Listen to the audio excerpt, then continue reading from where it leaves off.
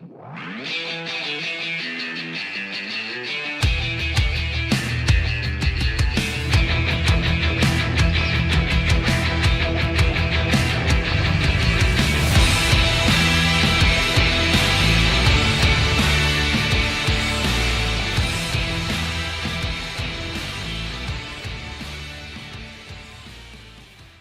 here's some price for Friday, March 13th. I'm just realizing it's a Friday the 13th, 2026. Presentation, Bet365. Coming to you from the Pacific Toyota Dealer Studio here. Now you're razzled. Oh. Here at the historic Wall Center. Visit shoptoyota.ca or visit your local Pacific Toyota dealer. Today, I'm not superstitious. No. In fact, you detest superstition. Yeah, that's probably fair. You've railed against it in the past. I have railed against it in the past. I particularly rail against the don't anybody say shutout in the third period, like as if anyone saying it or tweeting it has any bearing. Are you saying that I don't have any agency when I'm doing play-by-play? Yeah. Are you Believe it or not, Blake, you have zero agency up in that Golden Throne. Up in that broadcast booth. The old football coach, Don Matthews, ex-Lions coach, had a great line about all this because, he was brash, he was bravado, cocky, so were his teams.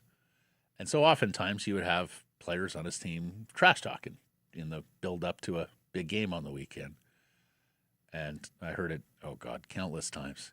Don, your player said blah, blah, blah, blah, blah, blah. And he used to always say, do you think for a single second when the ball is kicked off that there's a single player on the field saying, but so-and-so said this week? No.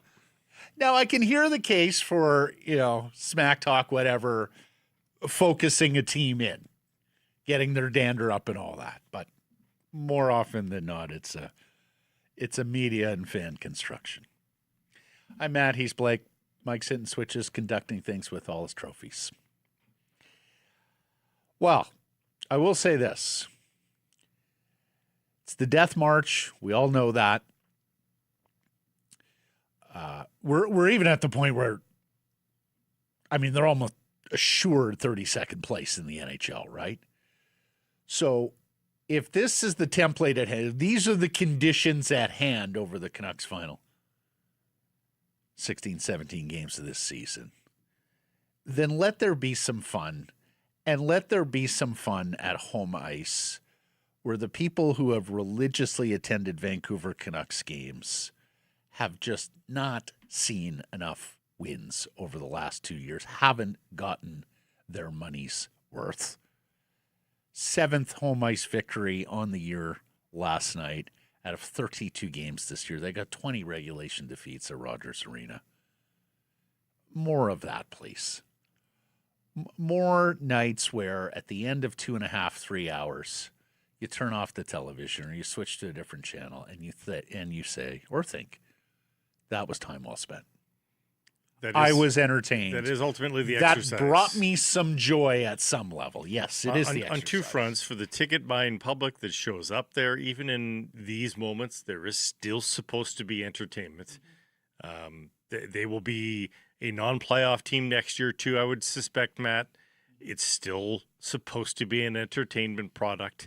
And, of course, the networks that pay for the rights to broadcast these games, they believe the contract is about buying an entertainment product. So, but, last night is great proof, Matt. If they don't win that game in a shootout, if they happen to go down in a shootout, or even in overtime, is anybody less entertained? Incrementally only. Like, they still would have been the joy thrilled. coming out of the arena, and certainly if you're a Canucks fan watching at home, but the matters. Thrills and the spills of the journey were nonetheless there. And I think that's what people would like to see, win or lose, the rest of this year and next year. There were talking points out of that game even as Philip Hronek was winding up to take the shot that tied that game at 3, there were talking points in that game that we would still be discussing and are still discussing today. That is the play of Marco Rossi, Tolopilo, Liam Ogren. Like, all those guys have already authored stories at that point before Hronek ties the game. Yep, that's fair. So it's, when people say, oh, there's no pleasing us, there is pleasing us. Yeah, and that was pleasing last night because here's the other thing. Full effort, good start, didn't give up. So ticked a lot of boxes last night. Yes. Like, you need those sorts of wins in a rebuild. Wins that not only produce some joy for the group and for their fans, but baby steps. That was a good process night last night for Adam Foote and his Chargers. And good attitudes. That too. They looked like they were having fun last night. Playing this child's game. And the crowd, especially the live crowd, picks up often from the demeanor of the team. If they're going through the motions, so good on them. Let's start with the daily poll question. Who is the Canucks first-line center next season? Elias Pettersson, Marco Rossi, or other? You can vote at the Harrison Price X and YouTube channels. Rossi, 2 goals, 6 points in his last 5 games. He had mentioned coming out of the Olympic break, he's finally healthy this season. He gutted it out, tried to play through injury immediately after the trade from Minnesota because he's with a new team and he wanted to show everyone he was there for them. But he wasn't effective. And last night he was absolutely effective with 3 points. And this is more the player that we were talking about all last summer when he was on the trading block from the Minnesota Wild because they didn't quite believe in him as a second-line center. Felt him a little too small. Ultimately include him in the Quinn Hughes deal. And look, I could see him surpassing and supplanting Elias Pettersson, and I can actually even see Elias being okay with that because it takes some pressure off him to score. More on that in a moment. I think win and you're in sort of idea here. Like, whoever's going, you're going to get the minutes. And at this point, Matt, like I mean, it is nearing a pick 'em, despite the rather slow start to Marco Rossi as a Vancouver Canuck. He's up to half a point a game, which is not too far behind Elias Pettersson's pace, and his pace on the season. He's got 21 points in 33 games. Again, that's basically Elias Pettersson right now. So even in a down year for Marco Rossi this year, he's right there with EP40. How many points? He's got 21 points in 33 games. Yeah. I mean, Blake, that's better than Pettersson. That's a 57 to 60. Yeah, I mean, that's a 55 to 60 point pace. Yeah. Elias isn't getting there this year. I mean, Elias would have to go point per game from here on in to get to that pace. What are the chances? Well, just flip it. It's 42 points in 66 games, which means Elias Pettersson would need 4 points in his next 9 games. He can do that. He can get to that point. But they're almost in lockstep. Mm-hmm. Oh, right. Pettersson missed games. And look, if having a strong defensive center on your top line is part of the equation going forward, then it will probably be Elias. Because Elias does still do that, I think is a better defensive player than Rossi. And the investment is there, too. Yeah. And as Vancouver Canucks, and this is, again, only as Vancouver Canucks, and there's a fair bit of context with Rossi playing through injury and joining in December, Elias is averaging nearly 2 minutes more per night on the ice. Mm-hmm. And I haven't checked the 5-on-5, but I imagine that's a little closer. Where did you vote? I voted Rossi. I'll vote Elias Pettersson just by default. And, this organization, as a lot of organizations, there needs to be profound change. Well, rare is profound change, I'll say.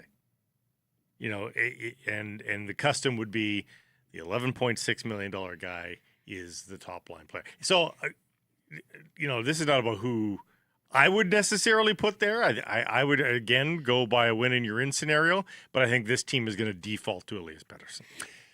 Pettersson actually only averages 15 more seconds per night than Rossi in even strength ice time. As Canucks or just on as the Canucks? season? As Canucks. Yeah. He plays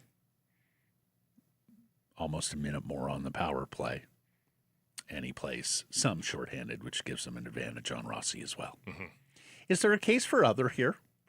Is there any world where they somehow get to a center iceman who winds up playing at the top of their depth chart next year?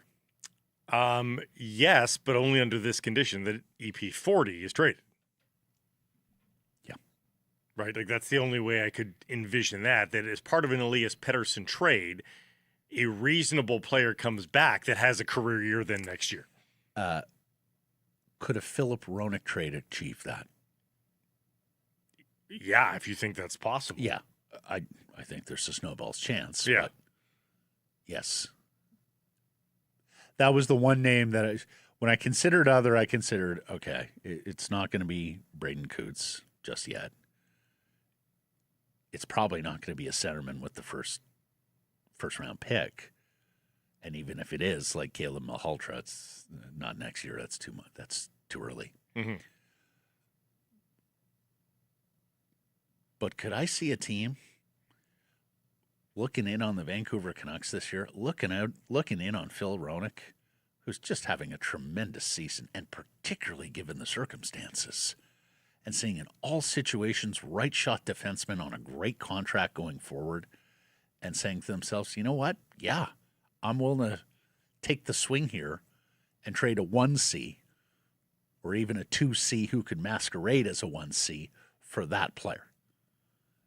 He is the scarcest asset in the NHL, the all situations right shot defenseman. I don't think they want to trade him. I think they, love what they see this year, and how could you not? And I also think they see leadership value in him, and more on that in a moment. But with the free agent market as thin as it is, Blake, yeah, and there are some right shot defensemen out there. I mean, Rasmus Andersson hasn't signed yet. Darren Radish, late bloomer, but having just a monster year for Tampa. But it is the profile of player that could get you a very sweet return, even the next most elusive player profile in the NHL, and that's a 1C. Yeah, I think that's fair. All right. Cast your votes accordingly. Our top story today brought to you by Yellow Dog Brewing, Neighborhood Brewing, Foolish Winery. It feels different, and it was different. The Canucks were A, the better team. B, came back in the third period. And C, won on home ice on a fun night at Rogers Arena. 4-3 in a shootout. Jake DeBrusk with the goal. 3 stops from Nikita Tolopilo in the shootout. And a good crowd of 18,500. And a spirited crowd. And more on that with J-Pat later coming. I think our theory is starting to take hold here. That you have people who otherwise weren't going to hockey games, in part because of the ticket prices, who have caught on to what is a very buyer-friendly secondary market, and find themselves at Rogers Arena for Canucks games, in some cases for a long time. And guess what? If it's not routine for you, if it's not a same old night at the arena, you're going to go there with the intent of having fun and bring that spirit. And we saw some of that last night. And even box office tickets that remain for, especially on this homestand, folks, where there's not a lot of marquee teams coming in. If there are a smattering of unsold tickets from the box office, those are going for under their regular ticket prices as well. They're having sales, if you will. So look out for that. Yeah. And again, not only in the totality, they had good starts and good finishes, which is what you want out of a team. The shots were 10-1 in the first period. Yeah. Adam Foote called it their best first period all year. Yeah. And he continues his messaging that something feels different amongst the player group since the deadline. Here's Coach. Something just feels different the last 7 or 10 days where the leaders that are still here, the older guys that are still here, they completely bought into what's happening in Vancouver. And they're working hard. And, I think that's probably why you saw their excitement with what they've gone through. And you got to give a lot of credit to that. And that makes a lot of sense to me. You're through the anxiety of trade deadline. Am I going to be moved? Am I going to be asked to waive my no move clause? The group solidifies. Okay, you're the guys who are going to be here for the final quarter of the season. Now, buying into what's happening in Vancouver, of course, means when he references leaders and older guys, the players are going to have to do some babysitting. Players who are going to have to be on point in terms of their work ethic, their habits leading the way. Players who know they're going to get some opportunity as well because of the relative thinness of the lineup compared to other NHL outfits. I don't want to dampen enthusiasm here, Blake, but this is the easy part in terms of buying in. It's when you're a couple of years into the rebuild, how bought in are you then? Yeah, early on. But, hey, credit due. If they're bought in, they understand the exercise, they understand their roles within, and they're willing to put their best skate forward both on the ice and off, then credit due to the likes of Phil Roenick and Brock Besser and the other veteran older guys that Adam Foote is referencing. And the line that's really humming right now, there's a lot of reason why they might be buying in more than anybody else. Marco Rossi has his breakout night as a Vancouver Canuck. 3 points. And he's got a guy that, he's got chemistry with already, having been a teammate of Liam Ogren, who's a young player, who I'm sure Rossi is thinking he's probably going to be around for a bit. I just got traded for. I'm probably going to be around for the bit. And the guy on the other wing is a veteran, but he just signed a brand new contract extension with a no-move clause. He's probably going to be around for a bit. I'm sure Marco Rossi looks around and goes, let's see what we can do here, because this could be a thing here for us going forward. I also think it helps that Ogren is teaming with tools. That if you're Brock Besser or you're Marco Rossi, Brock, of course, who has never been fleet of foot, and Marco, of course, who doesn't have size, I think it's also easy that they look at the guy on the wing and go, oh, my God, the sky's the limit for this kid. Let's invest in him. Yeah. And it's worthwhile. I see something new in Ogren every single night. Like it's this isn't a top line blue chip prospect by any stretch, but he's got some toolsy stuff there. Yep. It's interesting. Like I almost see more watching him than I do in Lekramaki. Lekramacki's got the shot, but no doubt there's not a whole lot else there. No, it's kind of a one trick pony with Lekramacki. And Ogren goes to the net. Ogren, even if he doesn't have that elite finishing touch to be a great goal scorer, I'm not sure he does, but we'll see. Even if he's a 25 goal scorer, 20 to 25 goal scorer. Useful players. A big body with those kind of wheels hunting pucks. Yeah. And getting in on the forecheck and laying the body.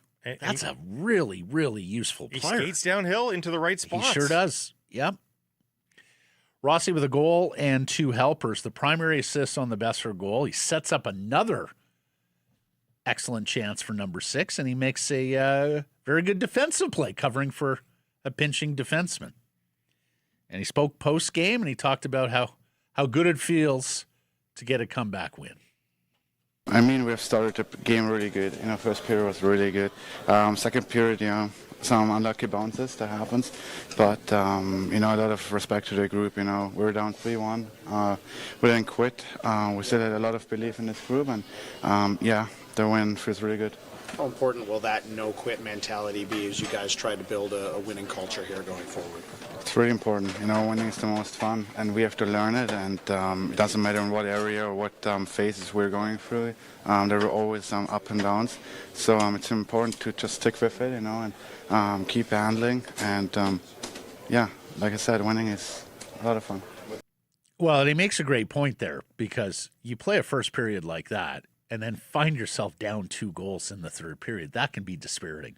especially for a group like this, right? And especially with a lucky goal, like you Yeah. know, like you could just be like, all right, here we go again, and just say, No, exactly. The here we go again is their enemy for the next few years. Yeah. That phrase. The more often they resign themselves to here we go again, the longer this rebuild is going to take. The more they're willing to actively combat here we go again. I think A, that tells you who your keepers are here, and B, of course, can accelerate the rebuild. And one veteran that's susceptible to here we go again, and he's sort of in not so many words admitted this, is Brock Besser. That he suffers from the feels, from external feels first of all, but I think internally too, Matt, he's a guy that if things aren't going his way, he can be a victim to his own Eeyore sort of standpoint. Like, he has done a ton of losing in his Canuck career. Yeah. It's sad to say, but that is the case. He joined a losing outfit. He's had a couple of seasons here where they've done well, but for the most part, it's been a lot of L's. And he's had a roller coaster kind of career just in terms of his own output. And so a night like that one where he gets 2 points, but he's got 1 goal, and he should have had 3. You know, you hope that gives him some levity, and you know, he can ride that a little bit here. Yep. Besser and Roenick, both 2-point nights. They keep it rolling. Roenick, just a beast. Plays 29:03, his third highest ice time of the season. Gets the tying goal with a minute left. 6 shot attempts, 3 blocks. The shot attempts with the Canucks, for the Canucks with Roenick on the ice were 31-12. The actual shots on goal with Roenick on the ice were 14-3. Tom Verlander career high 23 minutes too. Not a great Overtime, team, and so it's the Canucks should be more competitive in these games that we've talked about. Yes, and you know that shows you that you know there's a lot of not great teams that are out of the playoffs right now. Like that's there are some wins out there. Shout out Tyson Jost, British Columbia, and a couple of goals for the Predators last night. Nikita Tolopilo, he's won back-to-back games. Or starts. 3-2-2 in his last 7. 500 on the season, if you can believe it. One of those losses came in relief against Carolina when he allowed just the 1 goal, the first goal of the game where we just couldn't believe that Foote brought out the hook on Lankinen at 4-2. He's a 500 goalie, Matt. Blake, we talked about it after the deadline. Nikita Tolopilo has the opportunity here to become the Vancouver Canucks starting goaltender. Get the lion's share of the starts down the stretch, but Thatcher Demko's health willing, and of course, more often than not, it's not. A chance to be the number 1 goaltender at the start of next season if Demko is still ailing. And if you're the Vancouver Canucks, you have to carry the 3 goalies through training camp because you have no idea when Demko's going down. And you have to give Tolopilo every opportunity because you know what Kevin Lankinen is and you know what Kevin Lankinen isn't. I mean, and what he isn't is a number 1 unquestioned starter in the National Hockey League. Matt, there is maybe a co-starter. I am prepared for a world in which we've reached the end of this season. And in starts involving Thatcher Demko and Nikita Tolopilo, the Vancouver Canucks might have a winning record. Like I think it is within the realm of possibility that you mean NHL 500 though, right? Yeah. Okay. I think it's within the realm of possibility that Tolopilo finishes the season like 9-7-4, something like that. You know, and that would mean that the Canucks are a 500 team. With everybody but Kevin Lankinen giving them starts, which would be pretty damning for Kevin Lankinen. Now, all those bouquets delivered, we have got to talk about Elias Pettersson. No goals in 19 games. And an opportunity in the overtime that just painted the confidence picture or lack of confidence picture like no other moment I can remember this season. And there have been some of these through the year, but I'm not sure there was a single one that was as illustrative as last night in the 3-on-3. The Predators defenseman playing the 2-on-1 with Elias as puck carrier not only plays to prevent the pass to Jake DeBrusk, he plays the pass so aggressively that he gifts PD a pseudo breakaway and a vacant net front to go one-on-one with UC Saros. Pettersson so wants to pass this puck that Jake DeBrusk actually physically waves him off. You go. And tells him to shoot. Yeah. And when it becomes clear that, yes, this is what I need to do, I need to shoot, rot with indecision. Tries to do his deeks, winds up getting smothered. It was the exhibit A of everything that ails Elias at the moment. The most basic of deeks. Like, there was none of the wizardry. No, he stomped on his right skate and then went to forehand. I mean, it was, if you look up deke in a dictionary, it is that. There was no wizardry, no sorcery, no magic, none of the stuff that led us to the fascination with him in the early portion of his career. And to me, the most concerning in that is this has nothing to do with his skating and speed, which has been much maligned, and people question, how much of a step has he lost? This has nothing to do, Matt, with shot velocity and his unwillingness to take a shot. This was just him. Mm-hmm. This was just him. What can you do? And Matt, I'm fine with the fact he didn't score. Totally fine with that. It has nothing to do with the end result this time. Process. This is what was your attempt? What was your thought process? What was your thinking? What was your creativity level at? He wants to pass the puck for, if the play lasted 4 seconds, for 3.5 seconds, he wants to pass the puck. Watching that, he did not want the responsibility of scoring that goal. No, he didn't want the responsibility, but here's the thing. At least he makes the decision before he's in too tight and he has no options. Like, he makes it just early enough where he's got some options. On a couple of these lately, he's just pushed it into the pads of the goalie. This was almost that, but at least it wasn't that. But it's very concerning. Canucks were 2-32-1 when trailing after 2 periods this season, and what's remarkable there is not the 2-32-1. It's the raw number of games where you're trailing after 2 periods. Yeah. First time this year they've erased a multi-goal deficit in the third. Last time they did this in the regular season was the miracle in Dallas last April.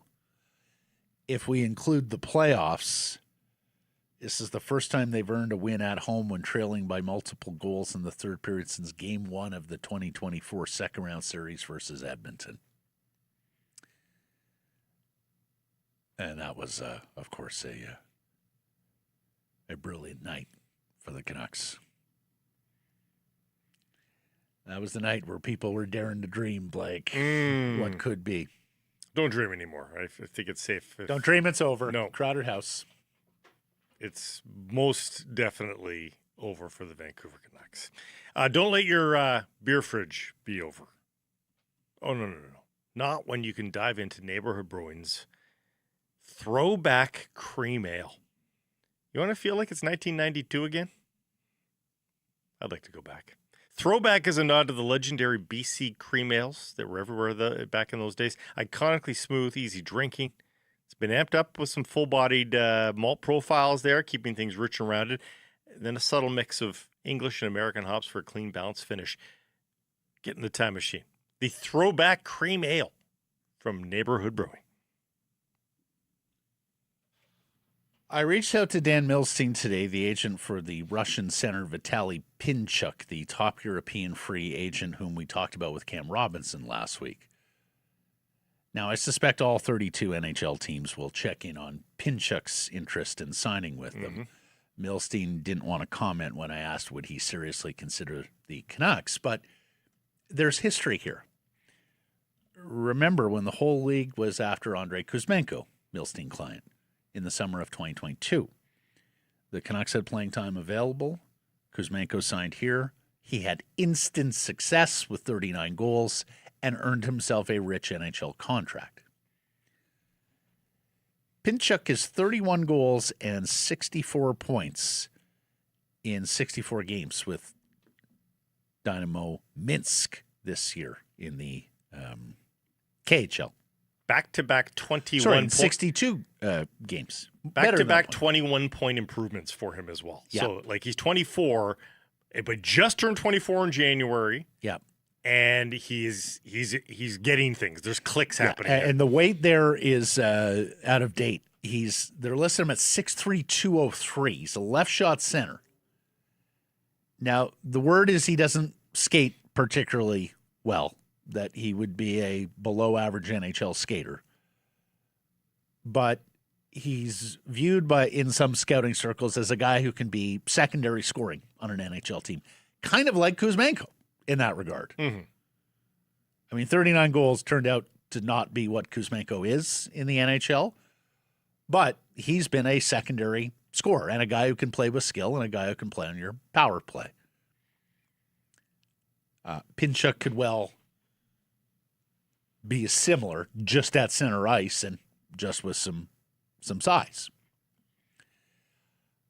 There's another happening in Russia. I think we got to keep our attention. There's another happening in Russia I want to flag here, and it's a ways down the road for the Canucks.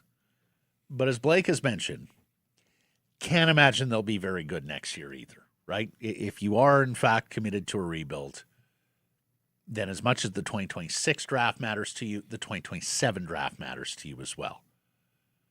Now, we have talked about Landon DuPont, the all-world right-shot defenseman with the Everett Silvertips, the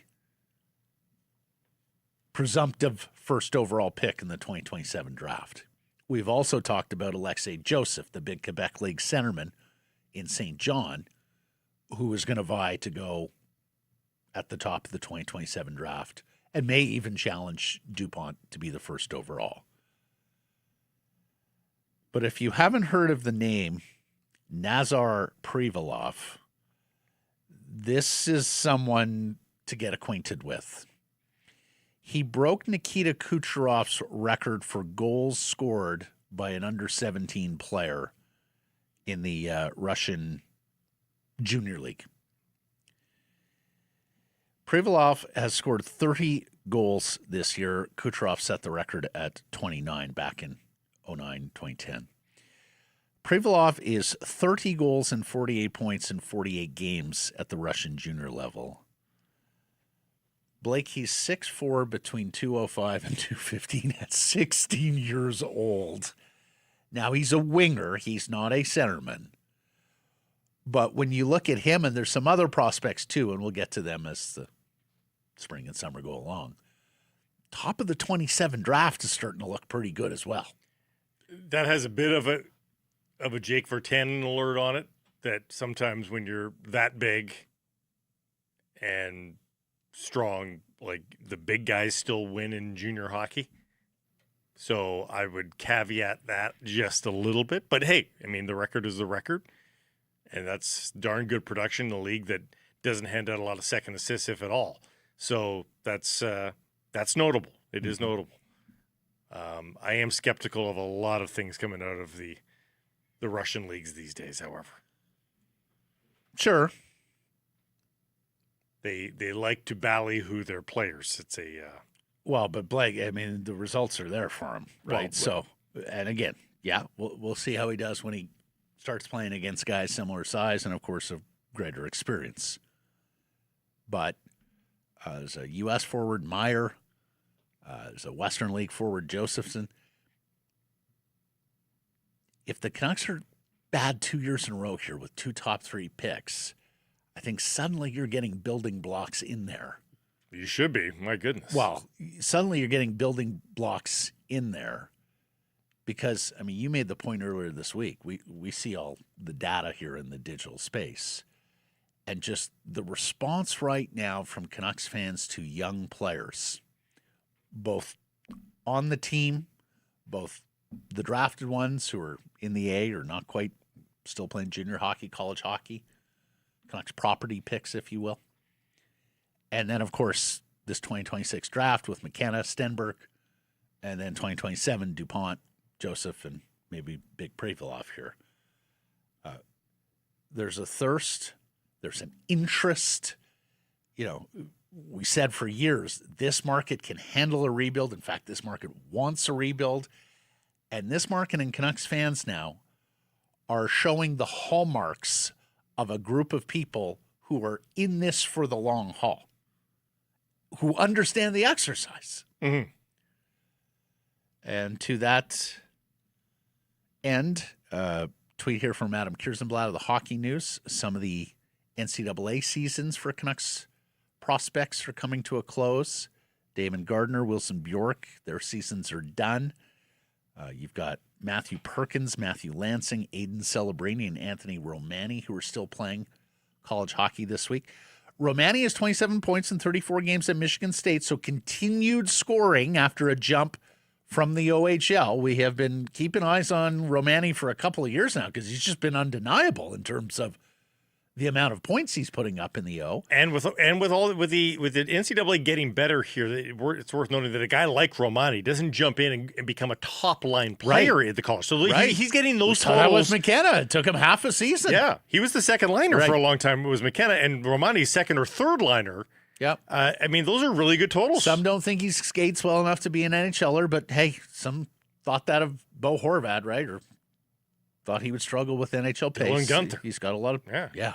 Oh gosh. Yeah, that's a 4-letter word here. Yes. Given the prize piece there, Connor Garland just moved for a second or a third round pick. Any Gunthers roaming the second and third rounds? There always is. Yeah. Got to find them. Now, Wilson Bjork is, of course, the brother of 2026 top prospect Viggo Bjork. Viggo could well be a top 10 pick in the 2026 entry draft, will be a first rounder. Wilson was a half point per game at Colorado College in his freshman season, so that is just fine. Coming over from Sweden as a young 18-year-old, playing the NCAA hockey, half point per game, that's A-OK. Lansing was a half point per game as well at Quinnipiac in his freshman year, so that's okay too. We all know Aiden, Macklin's brother, defensive D-man at Boston U. He's got one more year there. Gardner and Perkins were fourth-round picks in 22-23. Both centers who have played at two different schools have not scored a lick in the NCAA, so I don't think they're future pros. And I wanted to flag this as well, Blake, as we point forward on a number of fronts with the Canucks and the rebuild at hand. On trade deadline day, we asked, okay, totality, did you like the Canucks deadline work? You voted no, and one of your underlying criteria was they have fallen behind other teams who are also in rebuilds. Mm-hmm. And you name-checked the St. Louis Blues and the Calgary Flames, who, of course, were more active than the Canucks. Both teams trading players with term. In the case of Calgary, of course, it was Mackenzie Weegar and Nazem Kadri after moving their big USA of Rasmus Andersson. In the case of St. Louis, of course, it was Justin Falk. It was Braden Shen. Well, I wasn't sure in the early going. And, of course, Calgary started the rebuild a year earlier, right? Like, even though Calgary was still competitive last year, they moved some pieces. I wasn't sure that Conroy had the goods. I was really wondering about what Conroy and the staff there in Calgary were cooking up. Well, here's what the Canucks should be aiming to do, especially if the players they're selling this summer aren't returning top prospects. Do what Calgary's done, flood the zone with centers. We mentioned earlier this week, they signed the college free agent Tyson Gross for May, the best college free agent available. Calgary kid, they had an inside track there. But the trades they made, Jonathan Castagna at Cornell University, who has already outperformed his draft position, a 20-year-old, 6'2", 200-pound center, came in the Weegar trade from the Utah Mammoth. And then Max Kern, a 19-year-old, 6'3" center, playing in the dub, playing quite well, 2 straight years with point per game in the dub. He came in the Nazem Kadri deal with the Colorado Avalanche. Look, they got first-round picks, which I guess would be the primary assets that they got in moving those two veterans, both of them excellent, very good NHL players. But they also got secondary pieces at a premium position, guys with size, and guys that I would argue are even more than lottery tickets, right? They're like multiple scratch and wins all in one. Canucks have to have a concerted effort going forward. We know the status of center ice right now. We know it's not likely to be a centerman in the draft if it's one of the two wingers or one of the two right shot defensemen.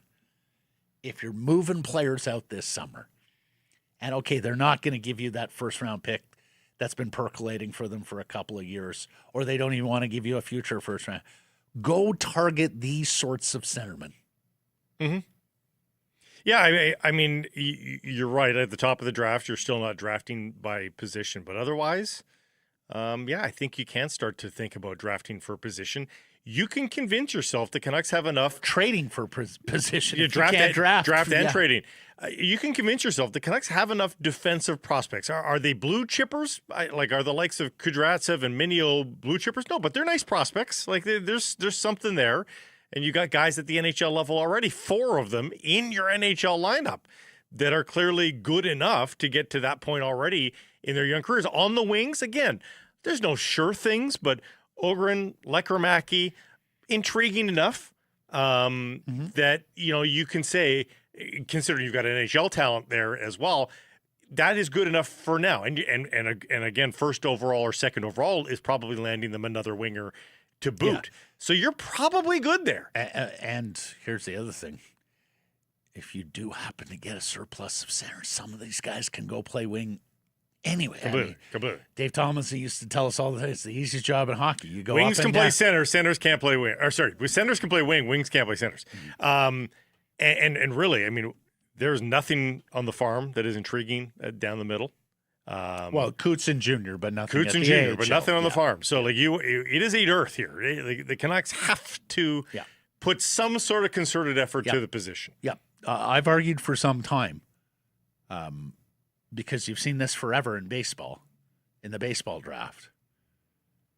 Baseball scouts will rank a catcher, a shortstop, a center fielder up their rankings versus a better player or better hitter at first base, left field, what have you, because it's a premium position. If you're an NHL scout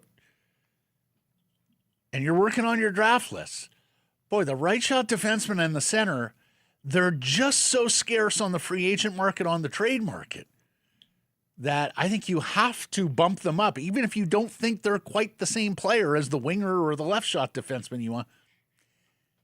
And anyways, we'll see how the Canucks go about it. But flooding the zone with center icemen this summer, if you can, in trade and at the draft, beyond the first overall pick, I don't think is the worst strategy. Canucks made a small trade today, a minor league trade.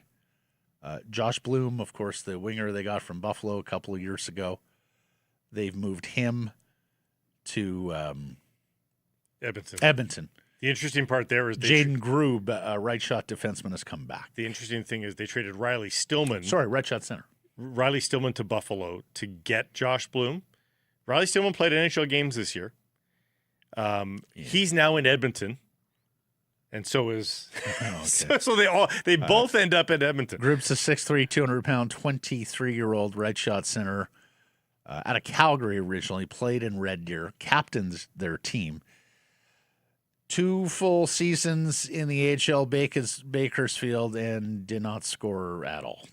28 points in 129 games, just 10 goals. Yep. And he's in the ECHL now, so very, very minor.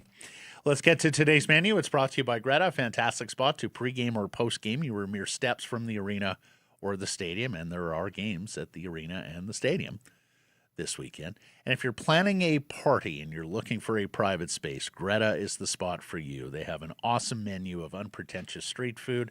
They got a private riser in the back. It's surrounded by screens. You can watch whatever games you want. And, of course, what they're known for, the Arcade. You got a game for everybody there. Check them out or book your event. GretaBar.com, Greta 50 West Cordova. Let the games begin. We'll talk to J-Pat here on the Canucks game last night, point forward with him. We'll talk to Jeff Merrick. We haven't talked to Jeff for a while. He was busy last Friday at the NHL trade deadline, so we'll talk to Marek about trade deadline. We'll talk to him about a Jake DeBrusk trade. We'll talk to him about Gavin Mckenna and one of the top college free agents remaining, TJ Hughes, a right shot centerman from the University of Michigan. Later in the program, we'll go over that desultory loss from Vancouver Whitecaps FC, and you haven't been able to say that a whole lot. Who were those imposters last night at BC Place? That's not the Whitecaps team I know. A little bit of autopilot, expecting good things to happen, and they didn't. They've got a big one Sunday because Minnesota, who's been a very good team and has given the Caps fits over the years, and Minnesota brings with them a one-time global superstar of soccer in James Rodriguez, a Colombian who's expected to make his MLS debut Sunday. Now, Müller went the full pull for the most part last night. I was surprised by that too, Blake, especially when you're down 3-bus. Games lost. I mean, games probably lost at 2-bus. And it's just the 2 days off. I know. I didn't love it. Does Müller get the start? Will be interesting. I can't say I loved it. Canada, USA tonight, World Baseball Classic quarterfinal knockout. One more time against our adversaries to the south. Canadians, a Canadian is right up atop the leaderboard at the Players. Shea Gilgeous-Alexander continuing to break records. British Columbia just gobbling up medals at the Paralympics. So we'll get to those stories later in the show as well. It's time now for our Bet365 bets of the day. I had the Canucks to win last night, so we'll cash that one. I had a future. So I was betting on Canada, which I got better odds yesterday than what it is today. Than what it is right now. Josh Naylor, Seattle Mariners first baseman, Canada's captain. Flair for the dramatic, as we saw with the M's in the postseason last year. Career .277 hitter against right-handed pitching. And all-time 1-for-3 with a double against U.S. starter Logan Webb. Look, if Canada's going to be competitive here tonight, they need their best players to be their best players, if I can steal a Stanley Cup playoff race.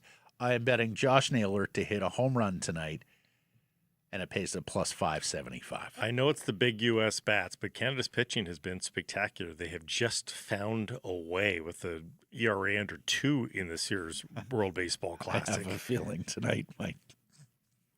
I don't need it to be under 2. The Roosters may come home tonight, but we'll see. I don't need it under 2, but I do think we can get the under overall. It's 9.5. I'll take the under there, plus 100. It's a hell of a hitting lineup. Witt, Judge. Whew. This segment, a presentation of Bet365, whatever your bet. It's never ordinary at Bet365. Download the app, get in on the game, use code NATION when doing so. Must be 19 or older. Please play responsibly. J-Pat is next.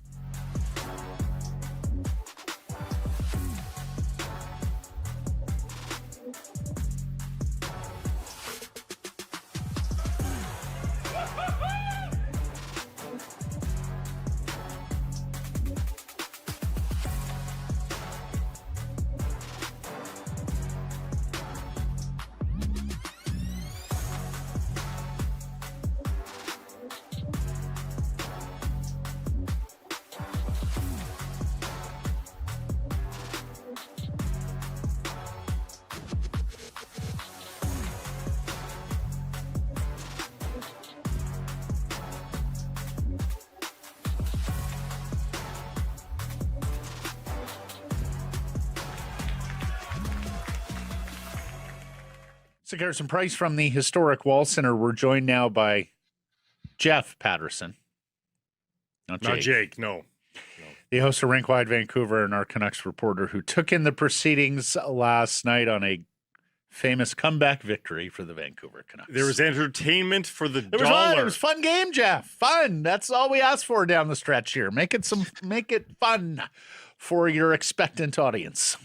Well, we came to the conclusion on RinkWide last night that for all the talk in all sports about statement wins, I think now any victory the rest of the way here is going to be a culture win for the Vancouver Canucks. I like it. There was a lot of that. There was a lot of talk. I don't think that you change the culture in one night against the Nashville Predators, but hey, for one night, it was nice to see some smiles on faces, the enthusiasm of the bunch when they scored Phil Hronik's goal and the extra attacker. And I mean, that was as big a celebration as I've seen from this team. Obviously, they haven't had much reason to celebrate. And one of the reasons they're 32nd with a bullet is there haven't been enough nights where they've had the comeback, where they've had that push, where they were the better team by far. I really liked their first period as much as I liked the third period coming back. I thought we were going to lament, oh, this is a group that can't finish, but boy, did they create a bunch of chances in the first period. But again, there's two teams on the ice, and I do think it's interesting to note Andrew Brunette was not happy with his group after the game. This is a team that's right there pushing for a playoff spot, and they end up losing 2 of 3 to the Vancouver Canucks this year. So when the dust settles in the playoff race, and if the Preds are on the outside looking in, just remember that they had a 3-1 lead in the third period against a Canucks team that didn't look like it had much life. So good on the Canucks for not going quietly and continuing to push, but the Preds were way too passive in that third period when every point matters. And to hear Brunette say, we didn't even deserve the single point that we got, and then basically threw it at the feet of his veterans. So he wasn't happy, but there was some genuine jubilation on the other side as the Canucks got their 20th win of the season. When the tide comes in, all ships rise. Who's a better puck distributor, Henrik Sedin or Curtis Douglas? That three-way passing play with Rossi and Besser, unsuccessful as it was. I mean, I tease, obviously, but I mean, everybody looked better last night for the most part. Yeah, there were no passengers, and there have been a lot of nights this year where you wouldn't be able to say that, but I do think that everybody kind of got caught up in it and pulling on the rope. And, you know, this notion that Adam Foote saying something is different in the last 7 to 10 days. I want to slow that roll a little bit because, of course, this is the same team that got shut out on home ice by Ottawa the other night and had 3 third-period shots, and it wasn't that long ago they were down 5-2 to the Carolina Hurricanes on home ice. This is all in the same 10-day period. So again, one win doesn't cure all, but I understand the excitement, and I'm not behind the closed doors of the team meetings and pregame and intermission. You know, if Adam Foote does feel that there is more buy-in now, that, you know, the uncertainty that the trade deadline presented, and this was unprecedented because every single name on that roster was in some sort of trade talk or open for business. So if there's just a comfort now that this is the group moving forward and they understand that they're the ones that do have to set the culture, then I think I understand where he's coming from. But the idea that it's night and day, just over the last 7 days when they got skunked on home ice by the Ottawa Senators in their last game, you know, again, not everything is cured for the Vancouver Canucks, but in isolation, yeah, last night looked like there was some fun being had. But in combination, Jeff, with what Foote had to say about the room and with Hronik and finally taking care of itself, that at least makes me want to believe a little bit more that something is in fact different here going forward. What was your take on that? What was a pretty curious and perhaps telling comment from Foote at practice the other day? Yeah, I mean, you can't take it any other way than to suggest that the last guy that wore the C here maybe wasn't doing as good a job as he needed to do. And I think we've seen that the results sort of speak for themselves as this team went into a tailspin. But I think it's important to note, too, that really since the trade deadline, you know, who's not here? Well, we talked at length about Tyler Myers and all that he meant. And as his play perhaps fell off, you know, he was still just this solid professional and veteran. And so I don't think anybody can be pointing at Tyler Myers and saying he was any sort of issue. And I think the same goes for Connor Garland, who, while his performance had dropped off, you know, it's nice to see him having some success early on in Columbus. And again, I think just going to a team that's in a playoff hunt was going to bring out the best in him. So whatever the case, like, I mean, I heard you guys talking about the idea that there was such chaos, and it was Brock Besser that used the word chaos in that locker room. I kind of thought we were past this point of having to show this to the doubters still, that locker room was so dysfunctional, but there's always going to be this group out there that doesn't believe, even though the president came out, said what he said, what others have said, and here we are a year. I know, but it just, again, they'll never catch up, Jeff. Those will never. 1,000%. Yeah, but I got to challenge you on something. Nice to see Connor Garland having that success, Jeff. No, I don't find it nice whatsoever. I put Connor Garland in the Quinn Hughes bucket in terms of capital Q on the Vancouver Canucks this season, particularly after his buddy left. Frankly, I'm wondering where that Connor Garland was for the last 30 games with the Canucks. I got time for that. And again, if Connor Garland had scored back-to-back 2-goal games somewhere along the line here, the Vancouver Canucks may have had a few more wins, all of that. And it goes for all the guys that have left this hockey club. Again, though, on his way out the door, I maintain he was a better player than he showed here. It just looked like his spirit had been broken. And it was wild that he could go as long as he did without scoring for the Vancouver Canucks, and regains that scoring touch in Columbus. So we'll see where it goes. They're in a playoff push on that side, and we'll see if they make it there. Because he can be a fun player to watch, but fun and Connor Garland, those words weren't associated here over the last, couple of months as he worked his way to the trade to Columbus. Zeev Buium's been more fun to watch here in the last few games, and we've been giving him some shine as maybe the top prospect in the Canucks organization now, and perhaps jealous of all that. The other part of the Quinn Hughes trade is Marco Rossi, who promised us coming out of the Olympic break that he's finally 100% healthy. But then 3 pointless games, and we sort of thought, oh my God, is this him better? Well, since that moment, though, 3 games deep, he's put up 6 points in 5 games, and that was one of his better ones last night. Can Canucks fans start to exhale as his stats with the Canucks are looking a little bit better as he's up to a half point per game now wearing the blue and green? Yeah, I had to give him the benefit of the doubt that the injuries had limited him, that he wasn't anywhere close to the top of his game. But now through the Olympic break and the additional time to heal, you're right. We're starting to see some signs of life. And I think back to, was it the Carolina game, the 5-on-3, the pass across the goalpost to Brock Besser at the far post, that was a skilled play, and he waited and he timed it perfectly. And I've been waiting to see some just flashes from Marco Rossi. The skill at the NHL level is there. And so was it a dominant performance last night? His first assist is the double deflection on the Besser goal. His goal, he's in the right spot at the right time. Puck squirts to him. And that's not to knock him.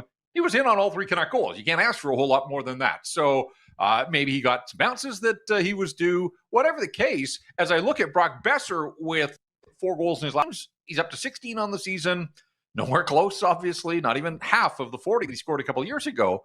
But if Marco Rossi is coming along and he and Brock are finding something, and Liam Ogren as well, the idea of Brock pushing to the finish line here and taking a run at 25 goals for the season, not completely out of the question. I think he would really have to get on his horse to get there, but he needs 4 to get to 20. He should get there, and then it's a question of how many more can he tack on. And so Brock's a guy that needs service. We know that, right? I mean, we've seen that throughout his career. Brock doesn't create a lot on his own, but get him the puck in the right spots, and he still knows how to score goals at the National Hockey League level. And so now I'm kind of curious to see if Marco Rossi's starting to feel it a little bit. What can that tandem look like? Because we know that Brock is likely to be here long-term with the contract.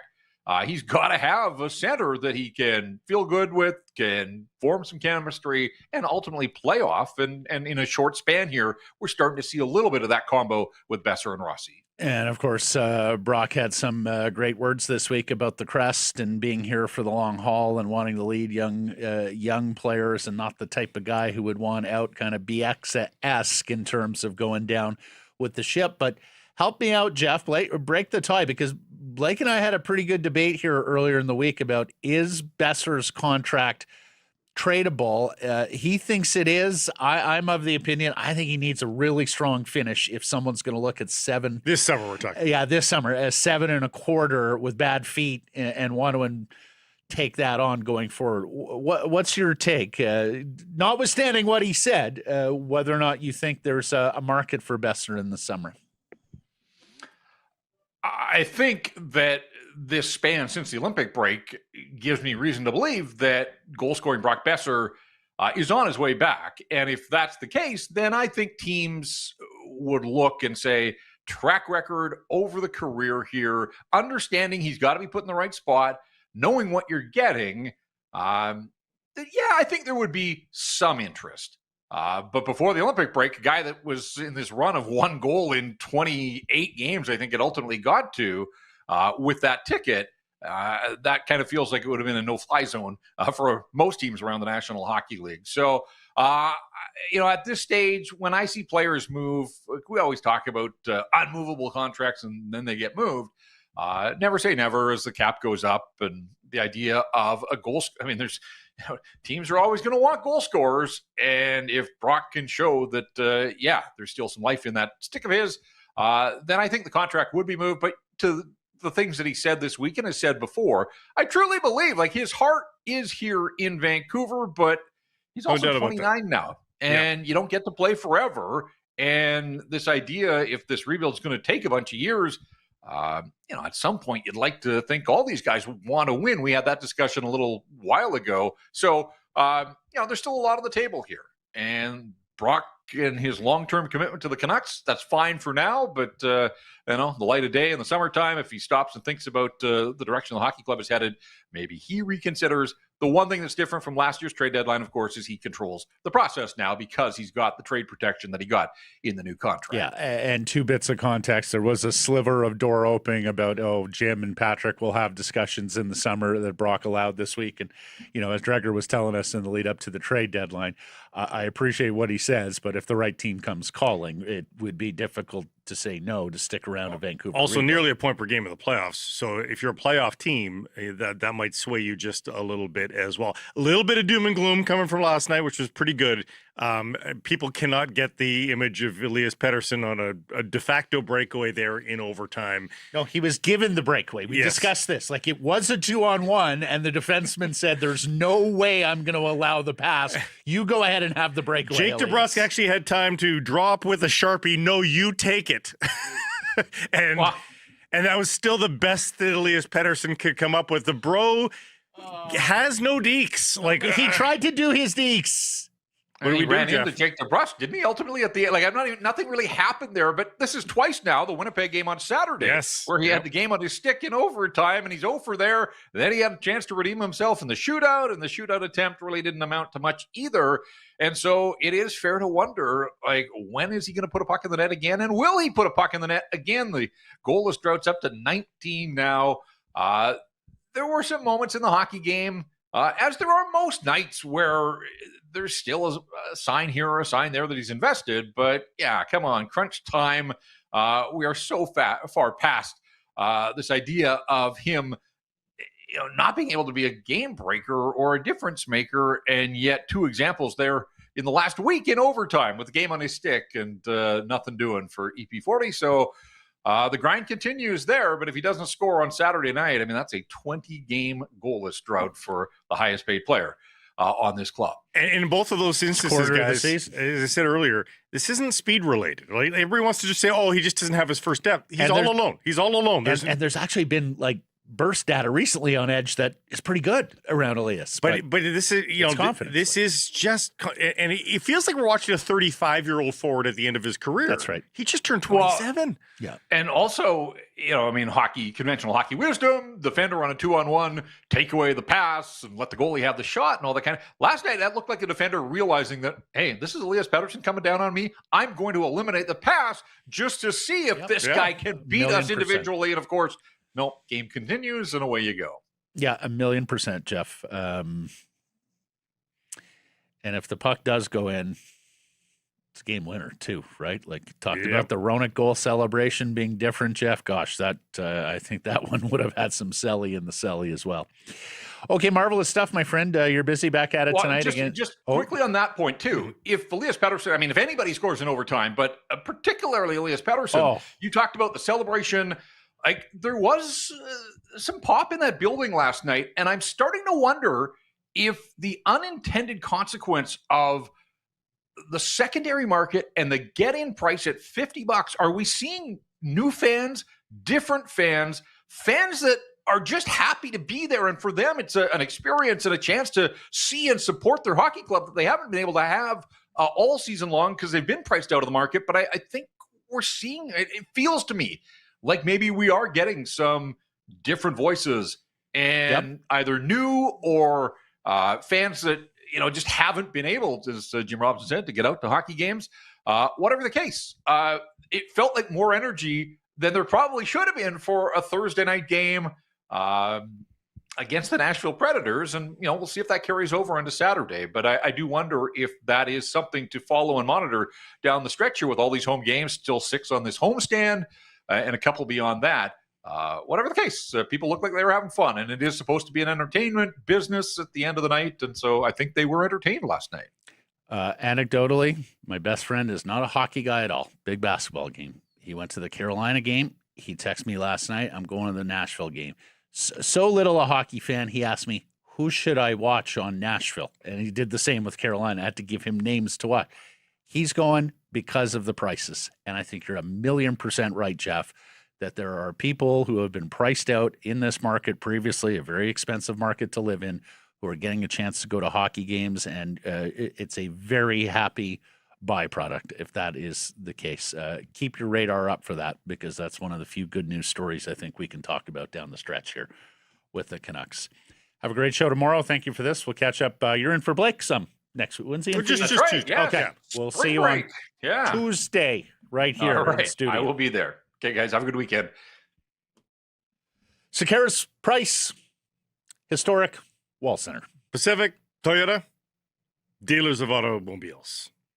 Is it an automobile? Is it a spaceship? The Toyota Prius plug-in hybrid. You've probably got assumptions about the Toyota Prius. Throw them away. You probably have a plug at home. That's all you need. Take a look at the stylings of the new Toyota Prius. Go take one for a drive and throw away all assumptions you might have. This thing is... they sporty. They haven't told us to market it as a sports car, but it certainly felt like one when I drove it. It's handsome. Lots of cargo space. Mm-hmm. It does it all, really. It returns your love of driving to you. And it does so while you scream on past all the gas stations. 72 kilometers of electric power every single day that you wake up, as long as you remember to plug it in, you dolt. It's on you. Plug the damn thing in. 72 kilometers. If you go past that, I'll be amazed. But if you go past that, of course, you got a full tank of gas, should you need it. ShopToyota.ca, but the local dealers have got red tag days on March through May, so go check it out right now. Take one for a test drive and fall in love, you dolt. Nobody does the unscripted read like Blake Price. Here's Jeff Merrick, the host of the Sheet Dailies on the Nation. I can't tell you the last time I heard someone say dolt. That's a great one. For ending on the hard and T, with an it's like electric vehicle too. I mean, just hand in glove, Jeff. Oh, Matt, how you doing, buddy? It's been so long. And they say this country has no poets. Ladies and gentlemen, without a net, Blake Price. Poet laureate of British Columbia. I'll grow my hair out to a bob. He'll be at events with the lieutenant governor coming up.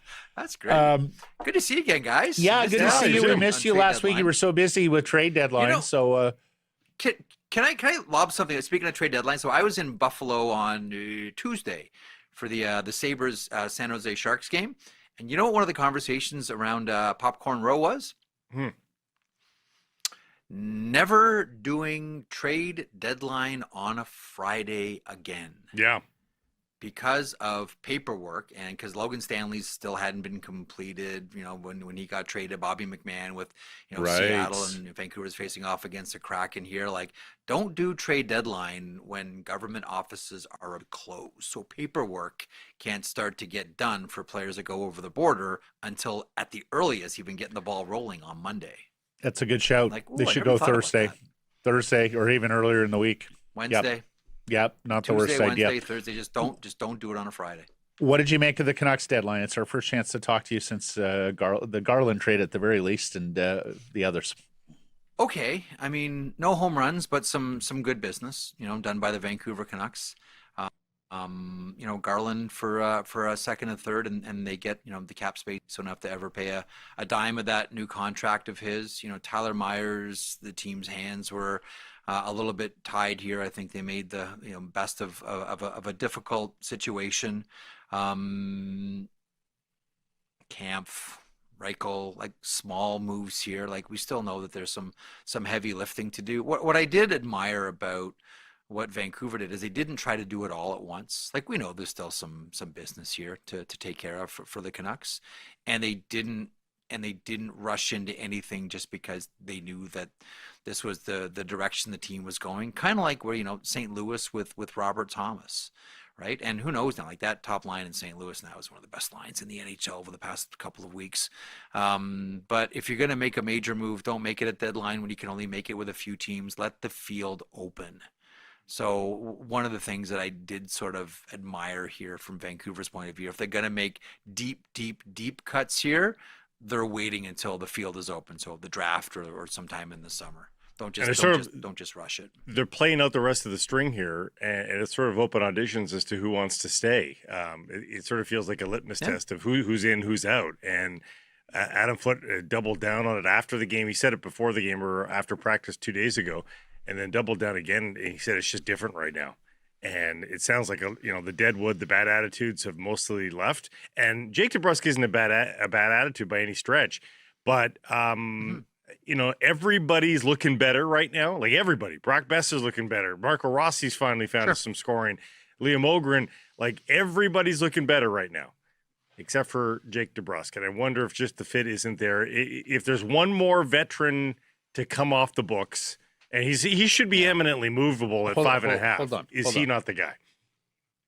Sorry, go ahead, Matty. You were going to say? Yeah. What's your problem? Overdrive did a 10-minute segment on Elias Pettersson to Toronto this week. I'm just saying, Jeff. If you all want EP40, I think we can make a deal. I don't know that Toronto would be the best possible destiny. I would think that he might want an environment. Columbus. A little bit quieter. Yes. Maybe a little bit for the next market if he ends up moving. Greensboro. He'd be good in Greensboro with the minor league Kings. The Growlers. Yeah, exactly. I'll tell you, like I think we talked about this the other week, like the team that I do sort of still wonder about because it would be such a Kyle Dubas style move here, the Pittsburgh Penguins. If indeed this thing gets done. Like listen, Rutherford Alvin not shy about trading with their old squad in Pittsburgh. You're talking Pettersson here, yeah. We're talking Elias Pettersson here. That's the one market that I've always wondered about, and we know that Kyle Dubas, and I know all managers are like this to some extent. Maybe Glenn Sather was the most prominent example of this. But if you look at the way that Kyle Dubas has gone about constructing the Pittsburgh Penguins, outside of the biggies that were there before him, he loves the reclamation project. And all general managers are looking for their own face card, right? Like that's always the one thing that I wonder with managers whenever someone takes on a new job. Like how long does it take them to get their face card? Some guys never do, right? It's not easy to get your face card. And right now this is still in Crosby and Malkin specifically. When does Dubas make the move to get his face card? And could that be the reclamation project of Elias Pettersson? Don't know. I mean, it's a talk radio, talk podcast type conversation, but that is one that always sort of made sense to me. Well, and if Pettersson can't get his butt going with Sidney Crosby laying out the example of how to work, I don't know that it's possible. I mean, listen, I didn't mean to hijack the DeBrusk question. It should be said. I'm sorry. We'll get back to it in a second. Yes. We'll go back to DeBrusk. Well, one final thing on that too, about the Pittsburgh Penguins and Sidney Crosby, because I think it's a great point by Blake too. I had Dubas on before the season started last year, and I asked, are you in sort of, accelerated development mode here because you want to get as many young kids in the room as quickly as you can to sort of get the rub of being around Sidney Crosby? And he said, no, development, we're going to take our time. I have a hard time believing that if any team other than the Pittsburgh Penguins drafted Ben Kindle, and no knock on the kid, he's an excellent hockey player, I don't know that Ben Kindle is playing a full season in the NHL unless it's around Sidney Crosby. And Crosby has had that profound an effect on that player. And I think if you are in the Pittsburgh Penguins, you want to get as many of your kids in the room around Crosby, so you understand like the work rate that is being set here by one of the best players to ever do it. Anyway, DeBrusk, it's a tough fit. Like it does look like a tough fit here. Blake, I think you're right. You know, with that price tag, I don't think he would be a difficult one to move. But yeah, that one looks like it's not headed to a place where, you know, where we see Jake continuing to ply his trade in Vancouver, but we'll see. Do you like Liam Ogren? Do you think there's a player there? I do like Liam Ogren. I don't know that I see Liam Ogren as a first line player, but as a second line winger, yes, I do like Liam Ogren, and there's more opportunity here for him, obviously. So yes, I do see him as a finding top some six confidence piece for the too. Vancouver Canucks. I'm sorry. Did you Finding some confidence too, right? Like he was sort of left for dead a little bit there with Minnesota, and he's getting some opportunity. Well, it's a here, tough so winger lineup to break Yeah. in Minnesota, and he's getting more Yes. opportunity here. And the physical tools jump out, so that part is great. Did you hear we may be getting a practice facility here? Oh no, really? It didn't really make headlines. Which Yeah. thanks for our friend Irfan Ghaffar. Yeah. Yes, yes. I almost feel like this is like saying to someone, "Did you hear we're getting a flush toilet?" Did you hear In a we're getting world of, color TV? You know, yeah, Electricity. exactly. We watch black and white TV and we go to the outhouse. But now we're getting flush toilets and color TVs here in Vancouver. I get it. That's an easy pinata swing. I understand it. I'm just glad, and we'll see. You guys are a lot closer to it than I am. You guys, know the area obviously a lot better than I do. You more of an authority on that area and the potential for all this coming together. Good. This is going to be a good news story for the Vancouver Canucks, albeit quite late in the game, and it probably shouldn't have taken this long. This is industry standard. Like, the thing that I always wonder about too is, are you going to award a franchise to any team that doesn't have a practice facility? No. It seems like, this is what you have to do in order to be at NHL standard.